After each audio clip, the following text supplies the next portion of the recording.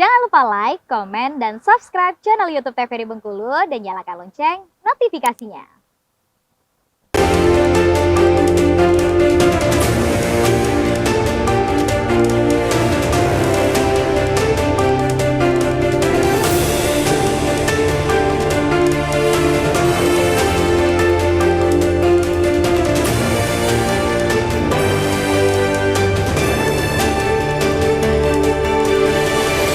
Baik pemirsa, kembali di Berndo TVRI Bengkulu untuk kesempatan hari ini tentunya, dan tema kita masih yang sama, yaitu mengenai pengentasan kemiskinan di pedesaan.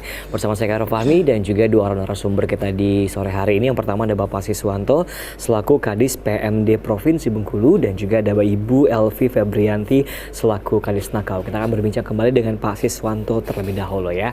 Nah, untuk Pak Siswanto, tadi kita udah berbincang banyak banget tentunya mengenai pengentasan kemiskinan, mulai dari program pemerintah yang dimaksudkan tentunya. Nah, untuk program pemerintah sendiri ada kendala nggak sih Pak dalam menyalurkan bantuan atau apapun saja hal tersebut yang mungkin bisa menjadi penyebab kendala dari pengentasan kemiskinan ini? Iya, terima kasih.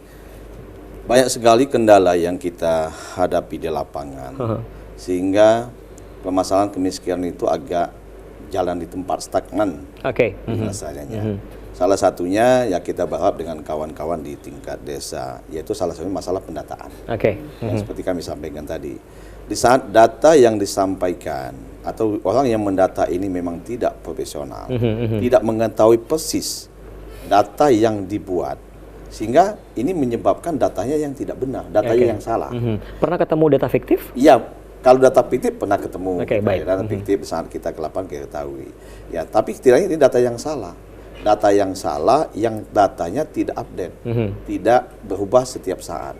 Nah, memang data mungkin di saat pendataan sekian tahun yang lalu, ya mungkin saat ini sudah berubah kondisi, kondisi masyarakatnya, sehingga datanya yang tidak benar membuat penyelesaiannya pun tidak benar. Mungkin asal jiplak kali ya Pak? Iya, datanya benar saja belum tentu penyelesaiannya benar. Apalagi kalau datanya memang sudah salah. Itu yang pertama. Itu salah satu kendala ya? Iya, satu kendala. Ya. Baik. Terus ada lagi kendala lainnya selain data yang mungkin yang bisa menyebabkan pengetahuan kemiskinan ini terhambat tentunya Bapak? Ya. Nah, berikutnya di saat memang data yang salah, nanti kita berharap banyak ya kerjasama yang baik dari jajaran pemerintahan desa.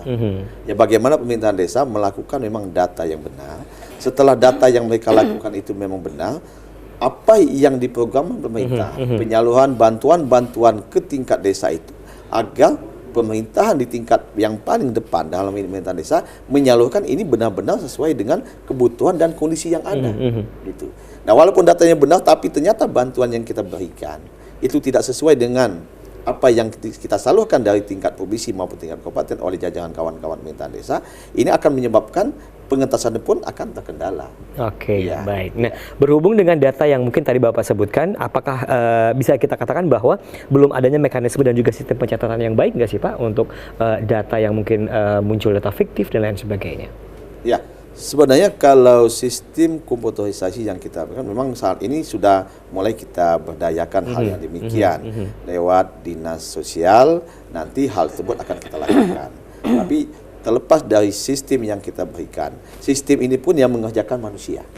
Sistem pun yang mengerjakan manusia. Walaupun kita dengan sistem aplikasi apapun, tetapi oknum-oknum yang ada di tingkat depan itu dalam kependataan pun akan mempunyai niat yang kurang baik, yang juga akibatnya tetap seperti itu. Ya, walaupun sebagus apapun sistemnya, tapi kalau perilakunya yang memang tidak benar juga akan tidak benar. Baik. Nah, kita kembali ke Ibu Elvi Febrianti selaku Kadis Nakau tentunya. Nah, untuk pengentasan kemiskinan di pedesaan, apa yang dilakukan tentunya untuk pengentasan kemiskinan yang ada di pedesaan, khususnya di Desa Nakau, Ibu? Nah, ini kalau khusus untuk Desa Nakau, kita ada dua kategori. Dari internal dan eksternalnya. Dari internal itu si pelaku sendiri, apa untuk merubah mindset mereka kadang begitu susah.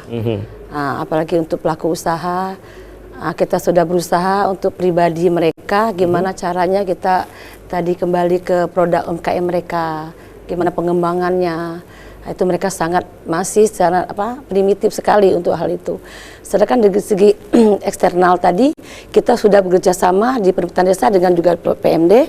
Itu tadi berbagai macam produk ataupun ada semacam sosialisasi, kita selalu libatkan mereka. Tinggal itu tadi, kalau saya selaku kepala desa Nakau selalu saya tekankan untuk masyarakat saya, warga, untuk lebih lagi, ayo lebih aktif lagi dalam perekonomian untuk bantu income dalam keluarga kita ini. Itu tadi apabila mereka punya suatu pinter dalam mengolah itu tadi produk-produk yang mereka miliki atau kembali tadi ke UMKM tadi, ya itu kita bisa bantu dalam segi eksternal tadi kita kita bentuk usaha ini mencari bakat, kita salurkan apa sih yang mau mereka itu. Nah, salah satu itu yang saya penambahan income mereka untuk mengentaskan kemiskinan. Yang saya lihat dengan mata saya sendiri itu mereka masih mindset mereka masih sangat-sangat belum untuk memikirkan yang lebih besar income itu biar dapat lebih bagus lagi, masih kategori yang sangat-sangat sesuai dengan pemikiran mereka itu sendiri. Itu dalam segi internal tadi.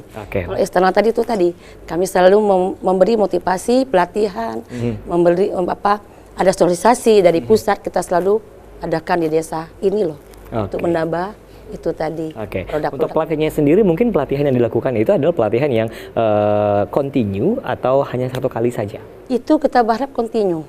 Ya, di desa juga kita anggarkan. Nah, mungkin dari dana desa tadi sudah ada kita anggarkan sosialisasi. Yaitu pelatihan untuk masyarakat ya menjahit, itu tadi menambah income mereka. Mereka misalnya punya produk yang diunggulkan, gimana sih packagingnya cantik itu gimana. Kita ada selalu ada sosialisasi. Makan dari pihak-pihak dari BUMDes, dari pihak-pihak dari online segala macam sudah kita selalu memberikan dukungan untuk masyarakat, khususnya masyarakat. Berbicara mengenai dana desa nih, untuk dana desa sendiri mungkin ada beberapa persen, berapa persenkah untuk yang mengatasi pengentasan kemiskinan? Ibu, apakah 10% dari dana desa atau 15% atau 20% gitu? Ibu mengetahui atau tidak? Iya, itu saat ini kita kan dapat penambahan dana desa itu menambah lagi dalam kategori 3%. Itu tadi untuk bencana, untuk segala macam, itu termasuk untuk anggaran yang untuk mengentaskan kemiskinan. Kita punya SDGs yang berkelanjutan, skala kelanjutan itu sudah ada namanya tidak ada kelaparan, tidak kemiskinan, termasuk stunting tadi di situ. Kita sudah sangat di desa sudah sudah jadi skala prioritas untuk hal tersebut. Baik. Kita ke Pak Siswanto nih. Untuk Pak Siswanto sendiri, ini kan selaku Kadis PMD Provinsi Bengkulu nih, tentunya ada beberapa data di desa mana yang ada di Provinsi Bengkulu yang mungkin tingkat kemiskinannya itu cukup tinggi, Pak. Ya sebenarnya untuk Provinsi Bengkulu saat ini masyarakat yang katakanlah tingkat kemiskinan cukup tinggi itu hampir tidak ada. Kalau data yang kami dapatkan itu masyarakat desa itu yang sangat tertinggal itu hanya 0, sekian persen. Ya. Nah, untuk Provinsi Bengkulu itu mayoritas memang tingkat perkembangan desa itu mayoritas bagus, bahkan ada yang kita sudah desa mandiri, ya ada desa yang maju, ada desa berkembang. Nah, yang tertinggal ada nama desanya. Ya, ada desa yang desa mandiri sekian persen ada itu, ya itu. Jadi ada hal yang demikian. Nah, kalau yang memang untuk Provinsi Bengkulu ini yang memang masih sangat miskin, sangat tertinggal, ya alhamdulillah. Karena mungkin alam kita yang bagus, alam kita yang bagus, masyarakat kita yang mayoritas memang tingkat pencaharian apa itu mata pencarian mata pencahariannya itu dengan bertani, ya lahan kita yang masih memungkinkan untuk hal-hal yang demikian.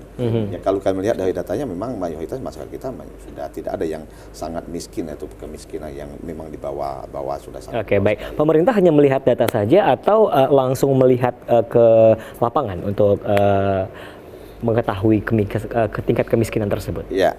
Di samping data yang kita miliki, memang kita melihat keadaan di sana, kita kolaborasi dengan OPD lain dalam ini misalkan dari dinas sosial, dinas kesehatan maupun dengan dinas pendidikan, dinas pertanian. Nah, kita kolaborasi dengan demikian. Di samping memang kita datang ke desa-desa kalau memang kita mendapatkan ada kemungkinan desa-desa yang tingkat kemiskinan memang sangat jauh di bawah, kita akan turun. Masalahnya apa sih?